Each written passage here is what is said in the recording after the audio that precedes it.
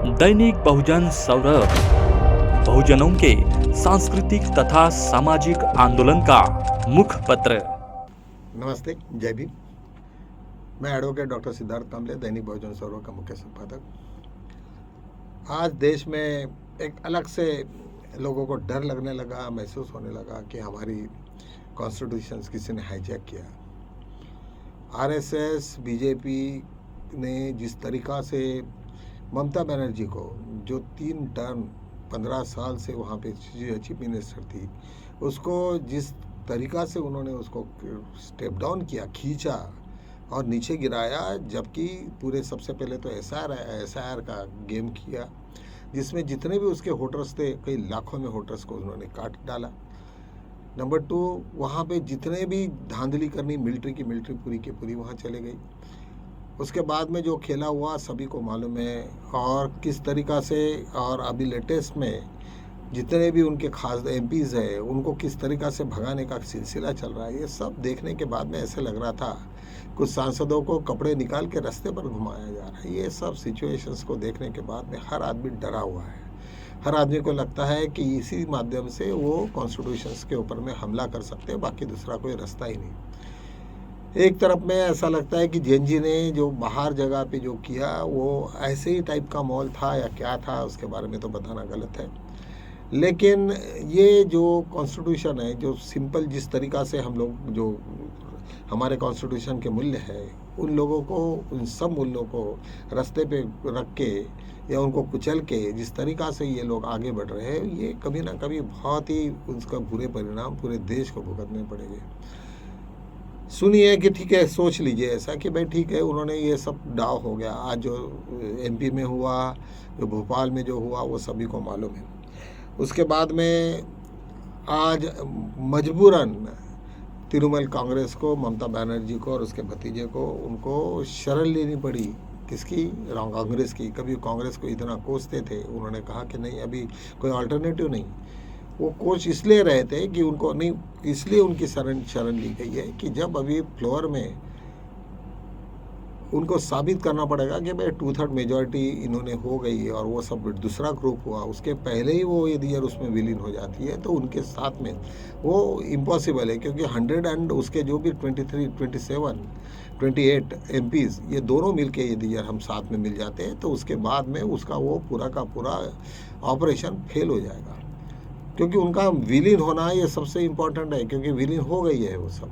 तो अभी और फ्लोर पे कभी टेस्ट नहीं हुआ उनका, तो जब तक वो टेस्ट नहीं होता तब तक उसको कोई मायना नहीं है। तो इसका ही मतलब है कि उनके सामने में अल्टरनेटिव नहीं था, ममता बनर्जी के सामने केवल इनके ऊपर में ये करना, सरेंडर होना, और बीजेपी और कांग्रेस में उनके साथ में जो विलीन हो गए, तो उसका ही मतलब है कि उनकी स्ट्रेंथ और वो दोनों एक हो जाने की वजह से अभी उनकी स्ट्रेंथ कुछ भी नहीं कर सकते, वो कुछ भी नहीं कर सकते। लेकिन उन्होंने और भी कुछ किया, तो मुझे लगता है कि और एक जेएनजी मूवमेंट तो चल ही रहा है और लोग रास्ते पर आए ही हैं।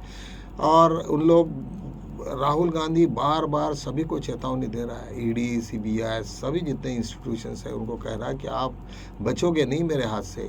आज ना कल तुम्हें झुकना ही पड़ेगा, आज ना कल तुम्हारे पे वो बुरे दिन आने ही है।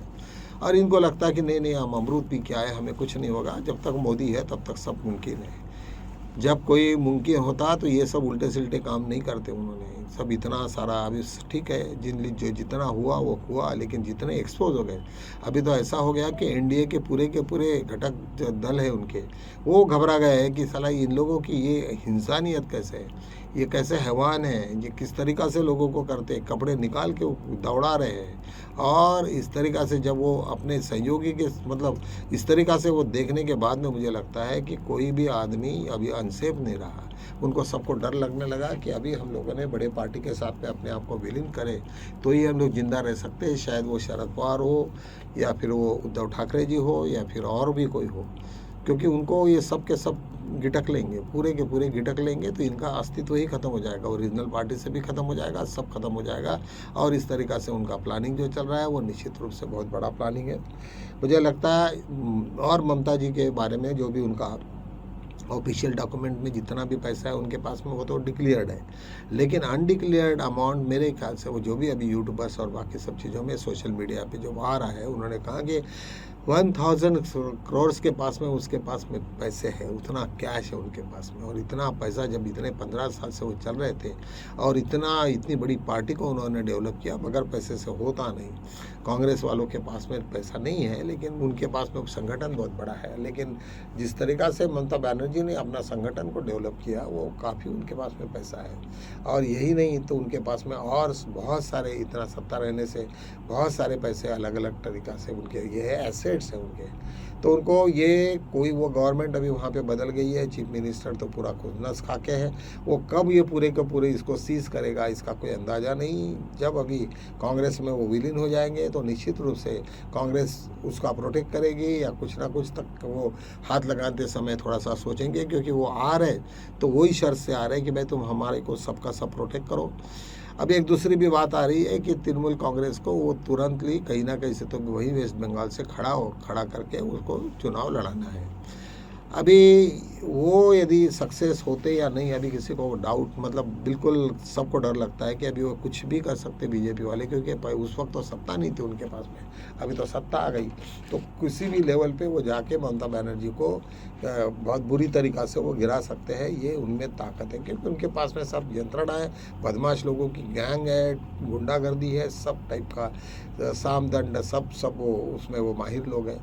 तो मुझे लगता है कि शायद ये हो सकता है कि कांग्रेस ये बात सोच सकते हैं कि ममता बनर्जी को दिल्ली में बुलाना और लोकसभा में ले जाना उनकी भी मजबूरी है। मजबूरी इसलिए क्योंकि वो दोनों ही अभी कांग्रेस में जितने भी लोग हैं वो तो हार्ट स्पोकन है, लेकिन ममता जैसी हो रही तो इनके आंग पे बैठने के लिए है। तो मुझे लगता है कि जो भी कांग्रेस के स्टेट्स हैं वहाँ पे कोई ऐसी जगह वो ढूंढ के रखेंगे कि वहाँ से उसको चुन के देना बहुत इजी हो जाएगा। क्योंकि साउथ में तो वहाँ पे बीजेपी की तो कुछ चलती नहीं है, तो कर्नाटका से कुछ ना कुछ ऐसा गेम करेंगे, या केरल से कोई गेम करेंगे, या और उसके बाद में उसको वहाँ से वो लेके जाएंगे। और उसका बाद में वो एक बार फिक्स हो जाए तो बाद में फिर वो कहीं से भी खड़ी हो जाए तो वो पोस्ट फिर दोबारा खाली हो सकती है। लेकिन टेम्पररी उनको उसमें उलझा के न रखते हुए शायद मुझे लगता है कि कांग्रेस में ये बात को तय किया होगा कि हम किसी भी हालत में तुम्हें कहीं से तो भी एक आधी पोस्ट को खाली करके हम तुम्हें चुन के देंगे।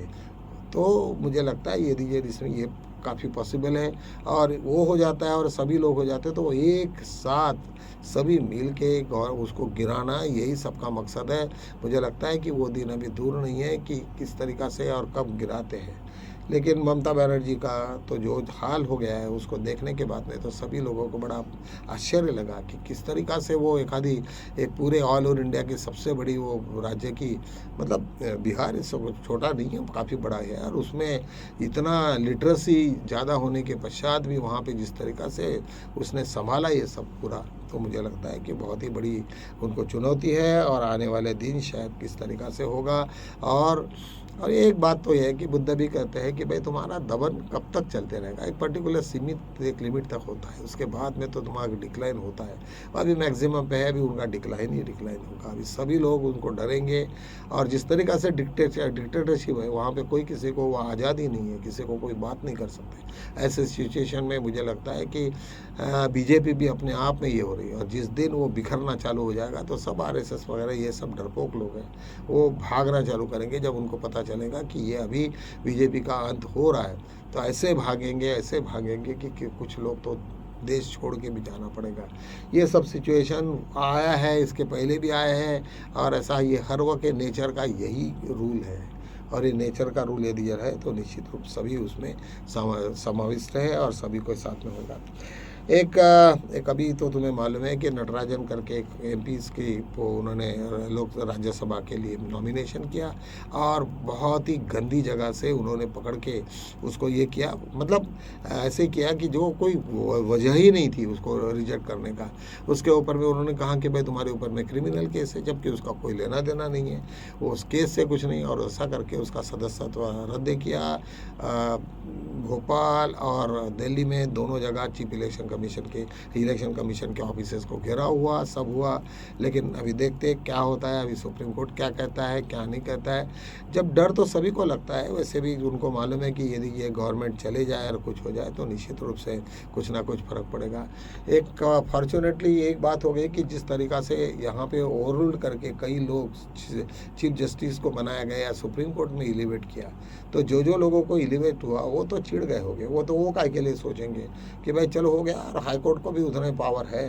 वो ऐसे ऐसे जगह पे बीजेपी को धोएंगे कि जिसके वजह से ये सब का सब पूरा तमाशा उनका ख़त्म हो जाएगा।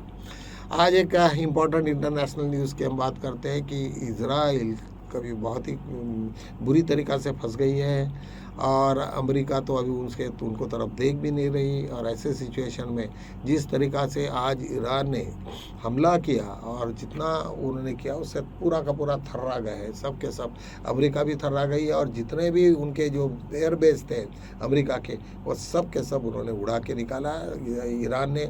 और मुझे लगता है कि ईरान अभी वो राह देख रही है, अभी वो शांत नहीं रहेगी। वो मुझे लगता है कि वो इजराइल अभी नक्शा से ख़त्म होना चाहिए, ख़त्म होगी। यही नहीं तो उन्होंने एक ऐसे उनकी नस को दबा के रखा कि जहाँ से पूरा का पूरा फूड सप्लाई उनको होता है, वहाँ से ही उन्होंने ब्लॉकेज कर दिया। उसके वजह से इजराइल में आने वाले दिन बड़े तो ये हो गए, और सब का सब नेतन्याहू को भुगतना पड़ेगा। वैसे भी वो पूरा देश बदमाशी के ऊपर ही चल रहे थे। उनका जो स्पाइस था, जो सभी तरफ में हेरगिरी करते थे वो लोग, तो उसी के आधार पर या फिर ऐसे कुछ ऐसे नकली काम करो और बदमाशी के काम करो, साइबर क्राइम करो, उसी में उनका बहुत ज़्यादा ये था। मुझे लगता है सब का सब एक्सपोज हो गए और नीचे आने वाले दिन उनके भी लिए बहुत बुरे हैं। चल, लेकिन होना नहीं चाहिए ये विश्व युद्ध का। तो हम सभी लोग बुद्धिस्ट लोग तो हम बिल्कुल बोलेंगे कि ये युद्ध के बारे में बुद्ध ने भी कभी अपनी सहमति नहीं दी है और होना भी नहीं चाहिए। तो चलो आज हम इन्हीं मुद्दों के साथ में यही रुकते, कल मिलेंगे नए मुद्दों के साथ। तब तक के लिए जय भीम।